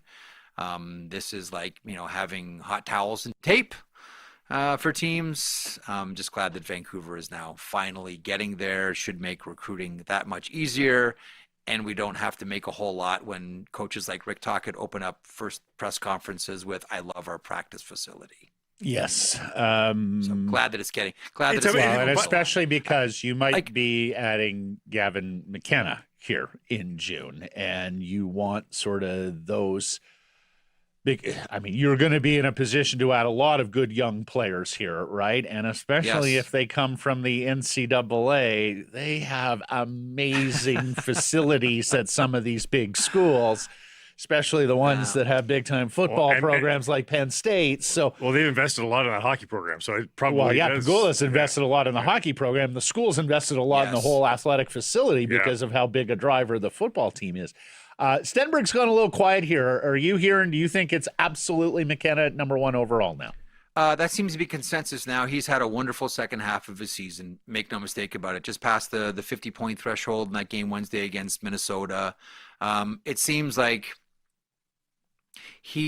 while he doesn't look like that same guy that we saw just dominating the league in Medicine Hat, he looks a lot more like himself. Like the play, albeit like a lot of it is again from the outside. He'll probably drive, coaches crazy about, being, oh, this guy's too perimeter. But like when you're that perimeter and you're making plays at Penn State, like Patrick Kane, like the hands are elite, the vision is elite, the playmaking is elite. Is he ever going to be the drive to the net hard guy? Probably not. But when you have vision like that and hands like that and creativity like that, like I got to give it to the kid. Like, honestly, it would have been really easy for Gavin Mckenna to stay in Medicine Hat and completely dominate the Western League and set records and erase any conversation about who's going to go first overall. Now, I know there's a financial interest in this as well, too. Like, let's not kid ourselves. But at the same time, in a very sensitive year in his career, his draft season, he put himself in a position where he was going to be challenged significantly and struggled. Like, when was the last time you saw, you would ever think that Gavin McKenna was going to be on the first unit power play? When was the last time you saw, like, Gavin McKenna is not going to be on your first line? Well, guess what? That happened at Penn State, right? And it's only been this sort of second half of the season that it's all clicked together. Generally, and you talk to any agent, they'll say in the draft year, you want the kid to be as comfortable as possible. I remember having a conversation with the then Or group, then Wasserman, now the team, about Noah Hannafin in his draft year. Now, the Quebec Ramparts, Patrick Roy, going to the Memorial Cup they were hosting, and Noah Hannafin was drafted by his draft rights were held by the Quebec Ramparts. And I asked about that, like, is there any chance that Hannafin goes, like, going to go on like an amazing run here with a stacked team? And would have been, I think it was Dave Gagne, or it might have been actually Jeff Jackson, who was the agent at that point, who said, like, look, the draft year is so sensitive. We want everything to be as possible. We just wanted to focus on hockey. It would be really challenging for him, A, to leave home, B, go to another country, C, go to a province and a city that is predominantly, the language is predominantly French, in a completely different environment where he doesn't know anybody. We need him to be as comfortable as possible in his draft year. And I feel that agents feel the same way about all their players. You want to be as comfortable as you can, so you just focus on hockey.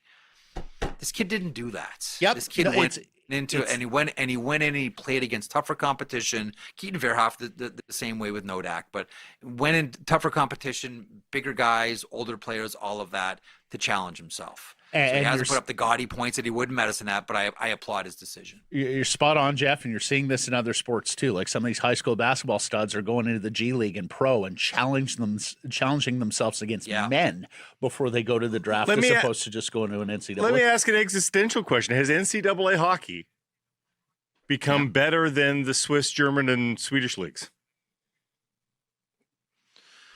Oh, boy. Like, you don't have the crafty 30-year-olds. We'd have to see. You don't have the crafty 30-year-olds, but you could make the argument that the fourth line might be better. It's bad. Short answer, no. No. Because you're still dealing with professionals and the Spengler was a bit of a litmus test, right? Those kids went over and made it to the final and beat teams.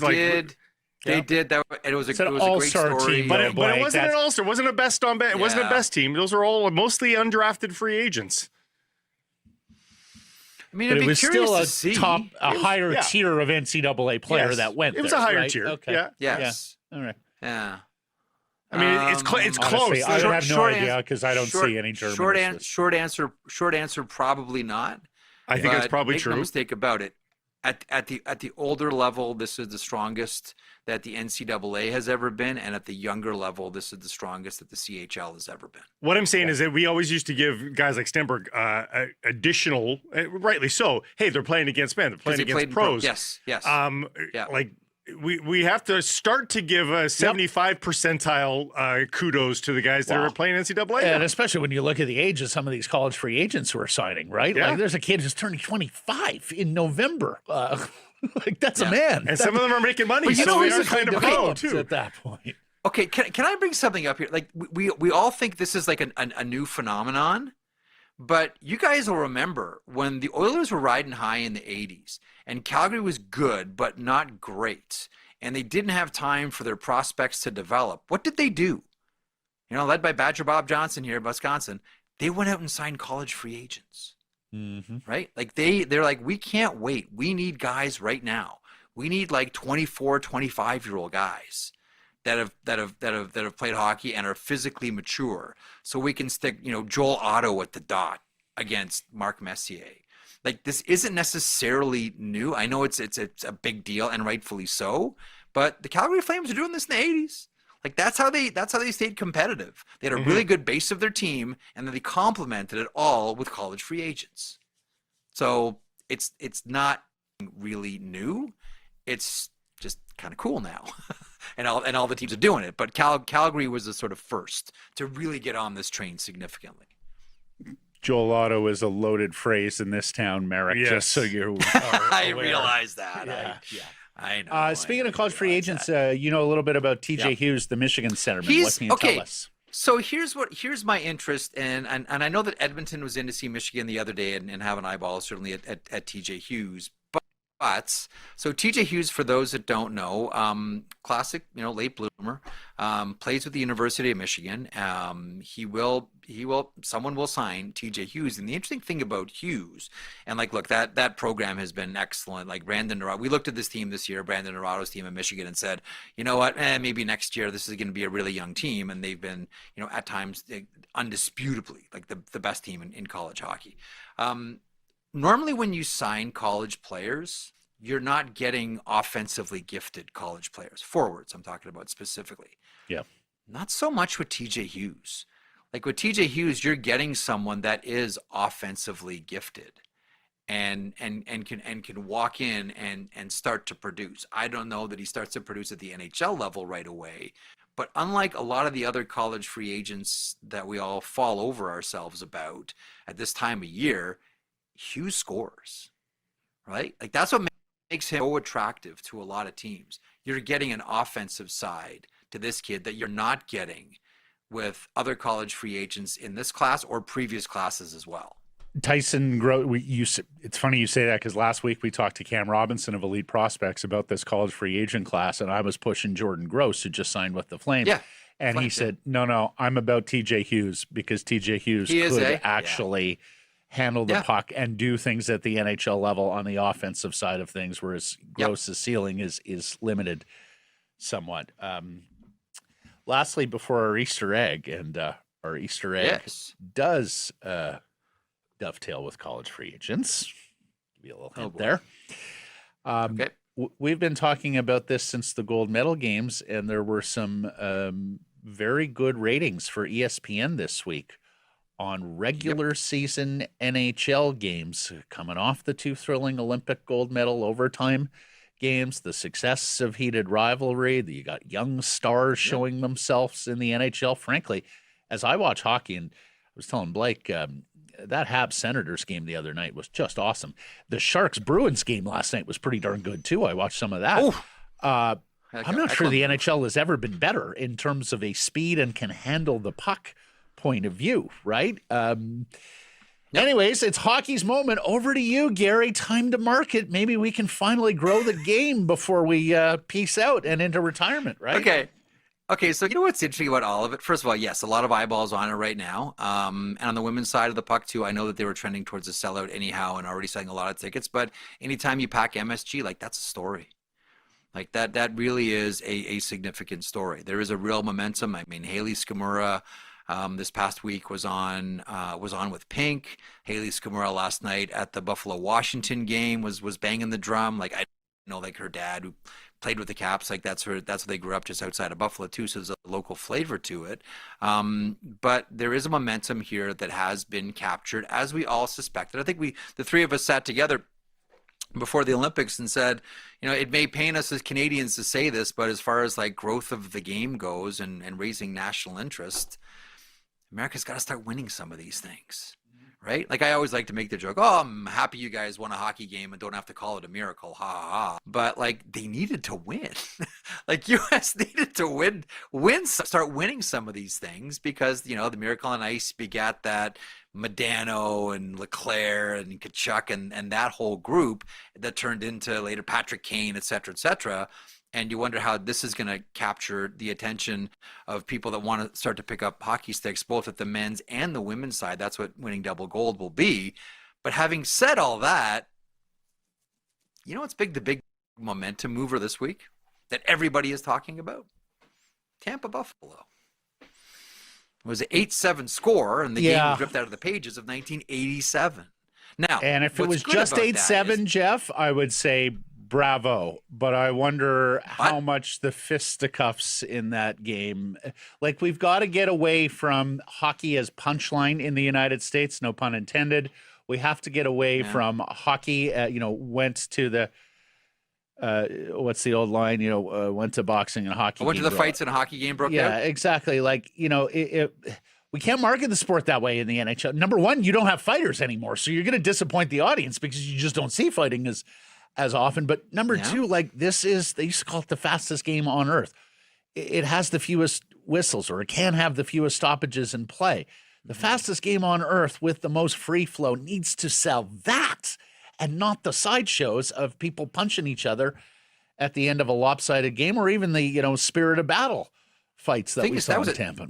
That was a close game. That was a game with comebacks. That was a game where all the fights were spontaneous, right? Like there was reason behind all of them. There wasn't the fade back to center ice, let's go real slow and get the gloves off, almost like we're doing a striptease, and here come the elbow pads too, and make sure the fighting strap is on, and sticks are away and gloves are away. Even though the linesman has had 30 seconds to break these two guys up, they're not going to do it because this is the spotlight at center ice. That's gone. And in that Tampa Buffalo game, everything was reactive based on the play. And I don't know any business models out there that fail based on, you know what, we overrated the audience's, desire to watch violence. And at the end of the day, like, this is a violent game. Now, I'm like you, like, I don't want this every single game, all game long. I like the fact that the NHL has gone above and beyond to make sure and to limit their games to about 2 hours and 30 minutes. It's taken a while, but they got there. Like, that's a good time for a game. Like that's good. I can invest that as a fan throughout the week. I can do that. But having said that, I know that there's a lot of reasons why the NHL has tried to lean away from it. And I think some of the headlines that you talk about, Matt, are some of the ones, going back to the 70s when half the league should have been incarcerated. And some of the brawls between Edmonton and Calgary and the Rangers and the Islanders, et cetera, that took 4 hours to play. But right now it seems as if there's, should I say, like, this porridge is too hot, this porridge is too cold, this porridge is just right for the level of fighting that's not staged, remembering that at the end of the day, this is a violent game played by really tough people. Absolutely. And I think you're right on so many things there. We always talk about the Le Cavalier, again, left for fight, right, from the Stanley Cup final, just, two superstars who were sick of each other's face. If the spirit of the battle fight happens from time to time, so be it.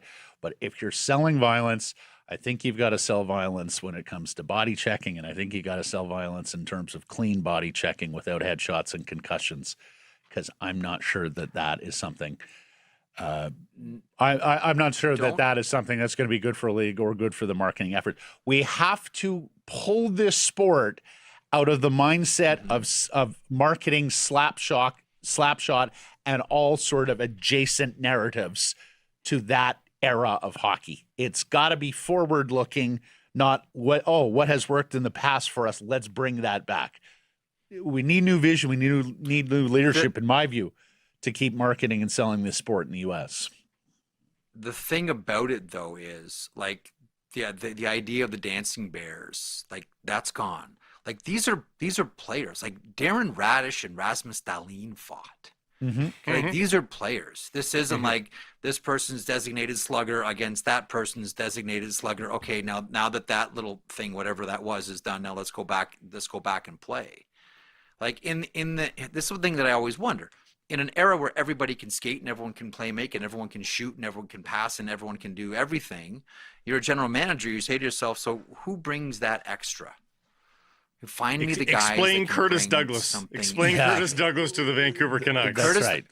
Curtis Douglas is there because this is going to be a young roster, and they want to make sure that these players aren't taken advantage of and run out of the rink. That is an old story. Well, no, but Jeff, here's the other thing. Curtis Douglas is also here because they know they're not going to do a lot of winning, and they need a sideshow to entertain the 18th. Dancing Bear's not a bad idea here. Yeah, for exactly. the next 3 weeks. Yeah. Okay, let's get to Easter egg here. Sure. I'm quite proud of today's Easter egg. I think Merrick will get it, but as always, no, you don't know. You have the assist of Blake Price, who is playing alongside. College free agent season. 3 college free agents all time have scored 1,000 NHL points. Who are they? Ooh, Adam Oates. Adam Oates is the all-time leader out of RPI with 1,420 points. Okay, Adam Oates for sure. Marty St. Louis. Marty St. Louis with 1,033 points out of the University of Vermont is number 3 on the list. Troy Stetcher? God bless Troy Stetcher. Alas, it is not. It's not the Chris pride Tanev? of Richmond in North Dakota. And the Penticton Beast. I'm going to go to Blake on this one. Who's number here's, three? Here are I the guess clues. Troy Stetcher. Here are the Danny clues. Kaiser. No, okay. Winger. You had mentioned something earlier in the interview that ties in very nicely with this guy, actually, on college free agents. Not Kunitz. No. No. Who did he mention was an Joel early Otto? pioneer of the college Badger free Bob agent? Johnson. That's right. And this guy most certainly did some scoring for the Calgary Flames, more so than Joel Otto.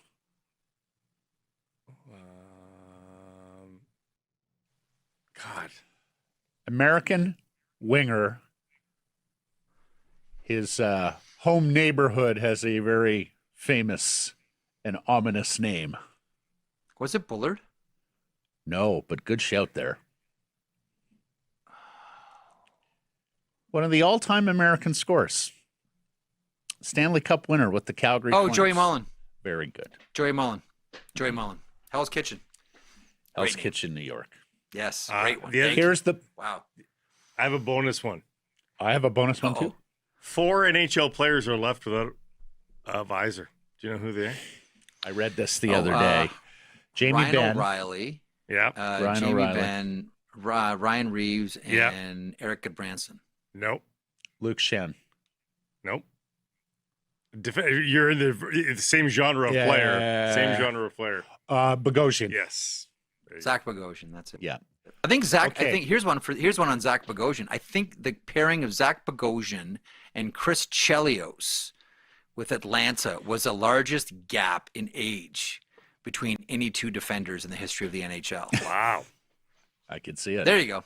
Not many played until whatever Chris did.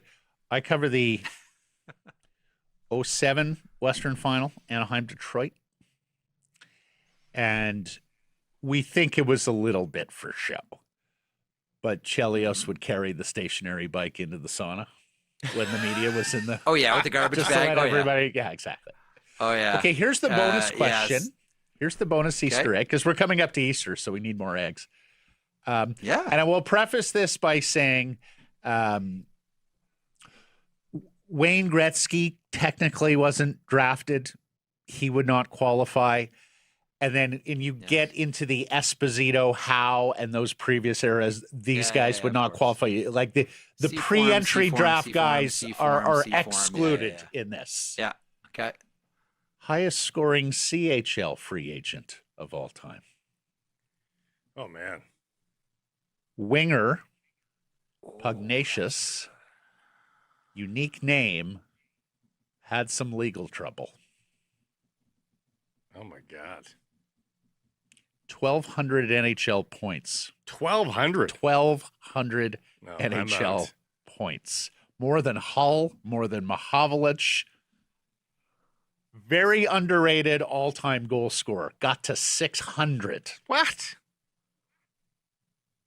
I can't think. I'm out. Minnesota North Who is Stars. Minnesota North Stars. Unique name. Canadian guy. Canadian guy from Sarnia. I want to say he played a CHL in London. Oh, He Dino did. Cicerelli. Very Dino good. Cicerelli. Dino Cicerelli. good. Yes. Yes, that London Knights. Dino Cicerelli. He did get in some trouble. Yes. Yes, absolutely. indeed. And He was the reason. And I have the magazine here somewhere. He was the reason I got into media. How? Because I would have been 17, I think, at the time. A 17-year-old or 16-year-old, I can't remember the year. Jeff Merrick wrote a letter to the Hockey News. Bob McKenzie would have been the editor-in-chief, Right. and it was published. It was after Dino Cicerelli attacked Luke Richardson in a Minnesota-Toronto game with his stick. And I can't even remember what the letter was, but I've been a long-time subscriber to the Hockey News. And I remember I'd come home every Thursday, and my mom would say, "It's here," and she would hand me hand me the hockey news. And Did he publish your letter? He published your letter? Published my letter. I mean, Christian Rutu was on the cover of that one. Oh my goodness. Of that one. Yes, very good. By the way, with Chris Chelios, time for a tiny little quick story. You guys may find interesting here. Mike Keenan once told me when we used to work together. Keenan told me about the Savard for Chelios trade. And he said at the last minute, Serge Savard called back and said, this is like after the trade was done, said, my owner insists we need a second round pick too to make this one happen. And Keenan said, look, you know what? Down the road, we'll throw a second round pick. I can't do that. I can't go back to we can't go back on this one right now. Like, this is done from our point of view. But tell you what, tell your owner, we'll make another trade with Montreal and I'll throw in a second round pick and we'll call it a wash. Both managers, before that trade ever happened, got fired. So you can make the argument that Chicago still owes the Montreal Canadiens a second round pick based on the handshake. Well, they have a lot of them now. Yeah. Between Keenan and Savard. There he is. He's time to cash in Montreal. He's published in the Hockey News, and you can join him weekdays on the sheet, Jeff Merrick. Until next Friday. Thank you, sir. Yeah. Thanks, boys. Carson Price from the historic Wall Center in the Pacific Toyota Dealer Studio. And this place is built by Arbor Lee. What a marvelous job they did as well. Solid as a rock. Microphone on. Solid as a rock. Been bad. It's Mike's fault, man. It's Mike's fault. Tickets secured, hotel solved. Talk amongst yourselves. Make the Wall Center your downtown headquarters for every big game, concert, rivalry night. See what's happening at wallcenter.com. Well, Vancouver Whitecaps FC had not had a stinker in a while. They do now. 3-0, the Seattle Sounders, the Cascadia geographic rivals, come into BC Place and demolish the Caps in leg one of round 2 of the CONCACAF Champions Cup, handing Vancouver its first defeat of the season. This is the worst loss for the Caps since July of last year when they were missing players who were away at the Gold Cup. You remember they played those stripped-down lineups. They surrendered their first goal of the season, and it's the first time they've allowed a goal at BC Place in 6 matches. Well, they surrendered a goal last week in league play, but point stance. First time at home they've allowed a goal. Didn't I say home? Okay. Oh, okay. And worse yet, the Caps dressed a very representative lineup. Started. Rayan Alumi started for Brian White at striker. That is not their A lineup. Oliver Larraz was in defensive midfield for Kubas, and Andres Kubas, his absence was felt. Suspended, yeah. But Thomas Müller was at attacking midfield. Blackman and Laborda at center back, Takaoka at keeper, Berhalter, Johnson, a lot of the A lineup guys here, Blake. Just haven't seen a lot of those sorts of performances under Jesper Sorensen. And when we have, there's been reason for it. There really wasn't reason for it. Busy part of the schedule, so you have to rotate in some guys, and that should have been good enough to be far more competitive than that. And it's a strange game because statistically speaking, you're going to look at it and say they had 63% possession. At times that got even higher. Seattle played a perfect game plan. This is going to be the problem for the Whitecaps this year. The respect has been earned now. And so the Seattle Sounders just said, we are going to put all 11 of our players across the midfield stripe. Good luck getting through us. And it was really tough for the Whitecaps to gain the offensive half. Then when they were successful and got through to the offensive half, they had no creativity to get the ball in. Hopeful crosses was the best they could muster. They were not able to dribble into the box except for 2 to 3 occasions.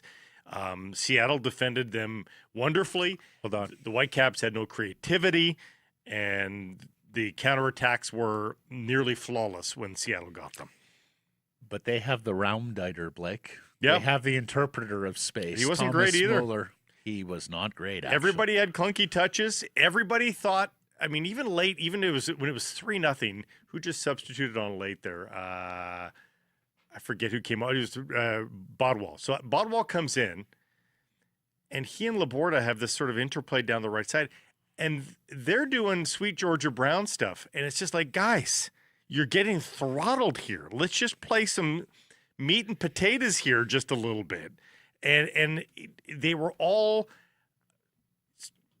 12 to 18 inches off in their touches and in their passes, just unforced errors. Like it was not the Whitecaps we've been accustomed to seeing for the last year plus. They're back at it Sunday, 1:30 at BC Place versus Minnesota United.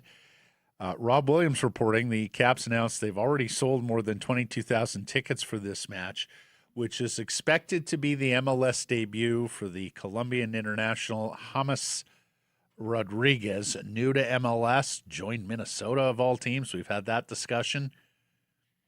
This was, at one point, one of the true global superstars in soccer. And he's going to bring some people to the yard.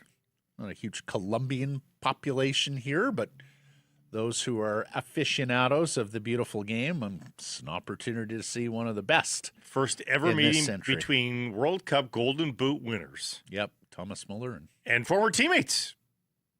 James Rodriguez assisted on Muller's 100th goal of his career. At Bayern? At Bayern, yeah. As for Canada, Alphonso Davies is going to miss these pre-World Cup friendlies, according to head coach Jesse Marsh. He suffered a thigh injury for Bayern Munich needlessly in a 5-1 Champions League match earlier in the week. Canada has Iceland and Tunisia at Toronto's BMO Field or Stadium later this month. I've seen visuals. I should have given this to Mike. I've seen visuals of the grandstand that they have built. Oh, my God. It's embarrassing. God, is it hideous. It's embarrassing. Like, it would work for a Grey Cup.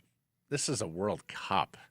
I mean, and Canada could play Italy in that facility? I mean, it's so Mickey Mouse. They did do this It is for it is the black sheep standout sore thumb stadium of at least Canadian and American World Cup venues. The World Cup in Russia in 2018 had a stadium like this, and we made fun of it relentlessly. And this one is worse because any of these ones where they build these temporary stadiums outside the bounds of the stadium, they all look awkward and bad. But this one looks particularly rickety. Yeah, no, that's the word. Like, it doesn't that's look. the word. It doesn't look safe. Never mind, doesn't look aesthetically pleasing. Like the whole stadium looks like a prefab stadium. Like, it's very bare bones. Yeah, there's nothing. Like a community of that size that so wants to be New York and big league.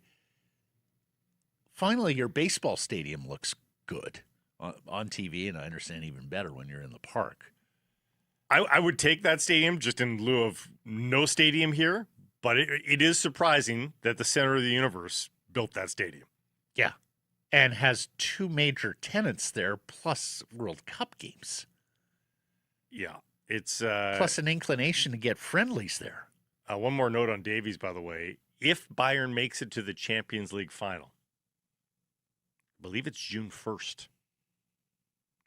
So if he's riding with Bayern to the Champions League final. Where are we at, quarterfinals? We're just we're qualified. This is the round of 16, I believe, isn't it? Let me look that up. If he makes it to the Champions League final, Canadian camp is already broken, and there's an exhibition game. We've got one of the tune-up games days later. So yeah, we're in the round of 16. So it's unlikely that Alphonso Davies gets much of a tune-up, gets much time to spend with his Canadian teammates at all before the World Cup. Now, again, that's a lot to be expected that they just. Well, they're going to beat Atalanta. Of that, there's no doubt. They lead 6-1 on the aggregate. So they're into the quarters for sure. Would they have, if I'm seeing this right, it would either be Liverpool or Galatasaray next, I think. Both of those very beatable. So, yeah.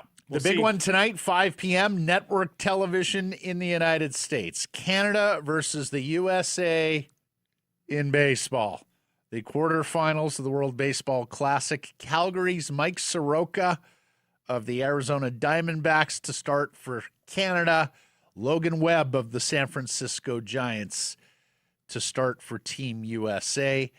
The USA-Mexico game earlier this week did an audience of 5 million on U.S. network television. Blake, this one could double that, given that it's a knockout game on a Friday night against Canada. You know they don't like us very much right now, or at least in some quarters they don't like us. In other quarters they like us more than they like themselves. But anyways, I had a buddy text me this week and say, biggest Canadian baseball game ever?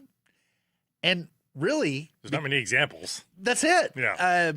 The Olympics isn't best on best. Not that this tournament is, but it's closer to best on best. I'll say this. It's the most anticipated. For sure. Perhaps, but the bigger one was facing Jeter and A-Rod back in 2006 or wherever it was, and we beat them that day. That was probably the biggest. Like, those are certified first balloters. Well, yes. Turns out not so much. Turns out not so much, actually. You're right. Adjust that. But you know what I mean. But that did not have the political backdrop that this one does. No.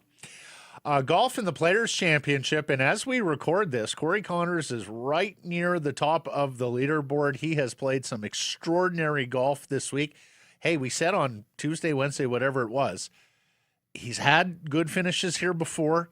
It's a ball strikers golf course. If you can take advantage of the par fives and mix in an eagle and some birdies, and Corey has done that in round 2, he's going to have a chance. So looking forward to seeing Connors, and whether, of course, Canadian golfers on Saturday, Sunday, Blake, and particularly Saturday, as we have noticed here of late.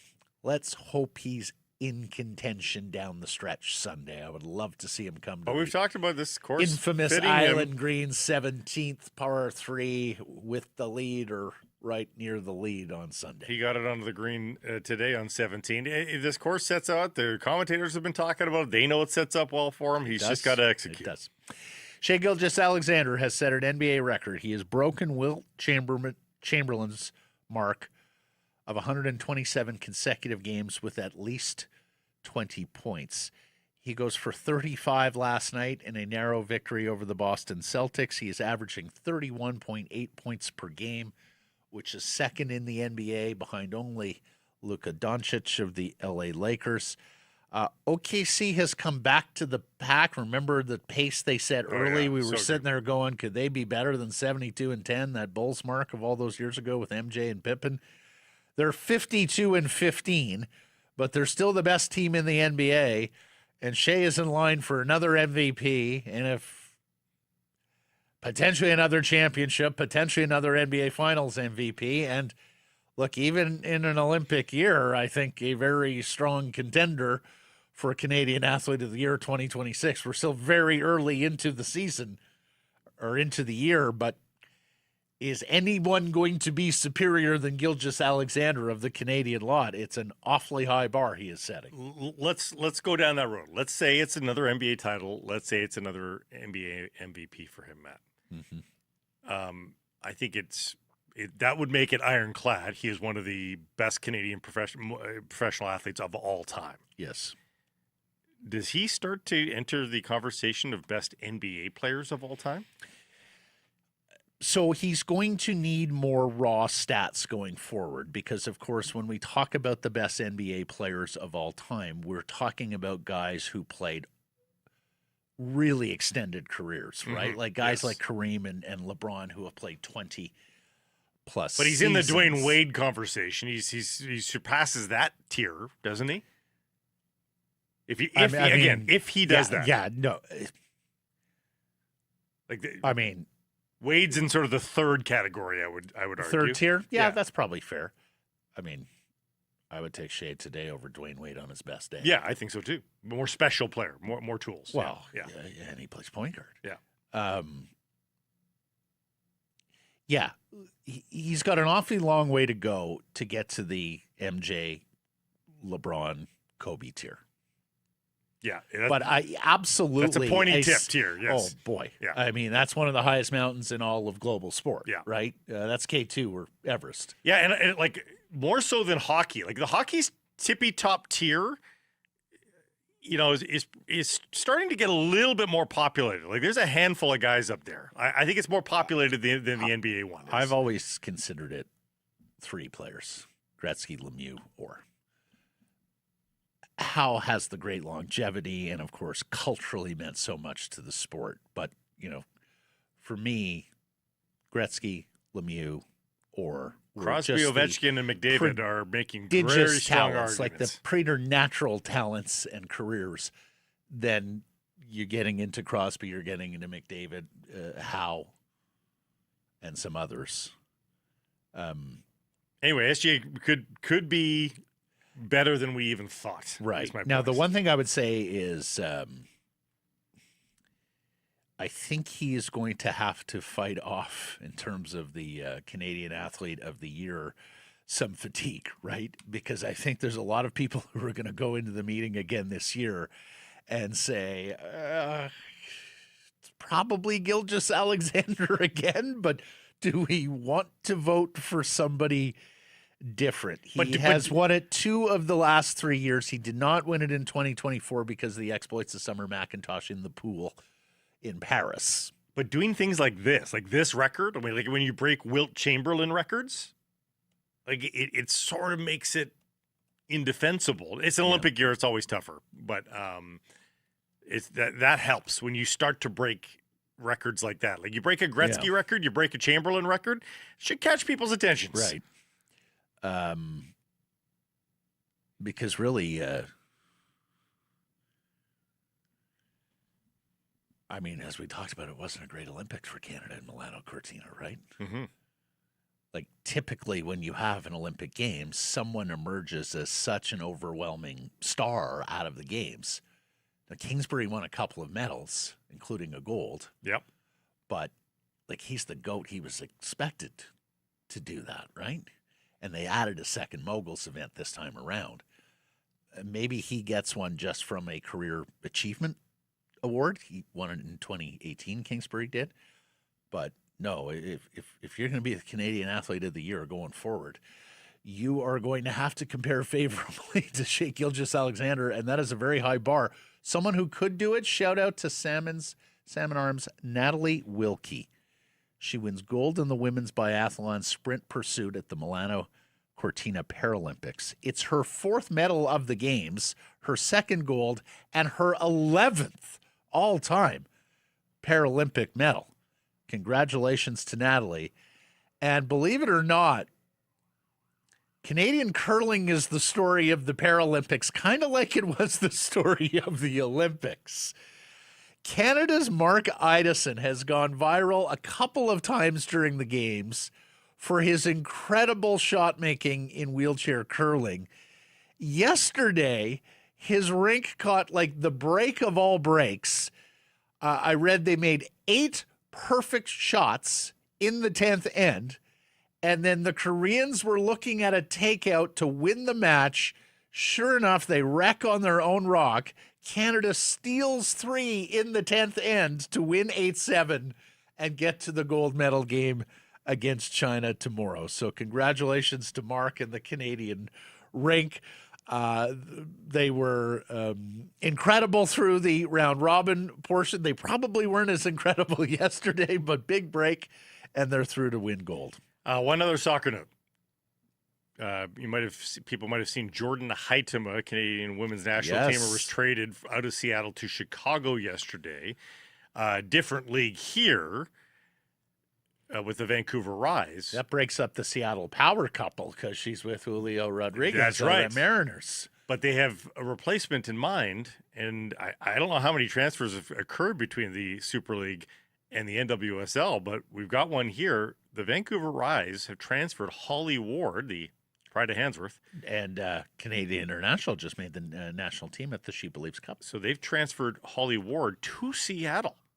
Oh, no. For an undisclosed transfer fee. So it must have been some sort of fee she's a good player. For the Rise to be tantalized by that. So, and of course, they won the inaugural Northern Super League last year, the Rise did. And Seattle's usually a powerhouse of the NWSL. So interesting transfer news there for the women's. Who should be the Canucks' next captain? It was our poll question yesterday. The replies or the options were Besser, Roenick, don't name one or other. People said don't name one. Correct. Percentage? 40. 57. Ooh. 25% said Besser, 16 Roenick, 2% for other. Jay says, Besser, he's the heart and soul of the Canucks. Hodler, don't name one until the next core is established. Just go with A. Saw a lot of that. Alex, right now, Jake DeBrusk is the only Canadian who I would pick, but Roenick has earned it. Don't think it'll be DeBrusk. Didn't get an error or an omission from yesterday's program. You were perfect again, Blake. Thanks for joining us, everybody. Appreciate you spending some time and connecting with the show. Please do subscribe to all our assorted channels, YouTube, and wherever you get your podcast. Follow on social. That's XNSA, Facebook, TikTok, YouTube, Blue Sky Live on many of those platforms, noon Pacific time weekdays. And, of course, please do support the community sponsors you hear us talking about and keep it local.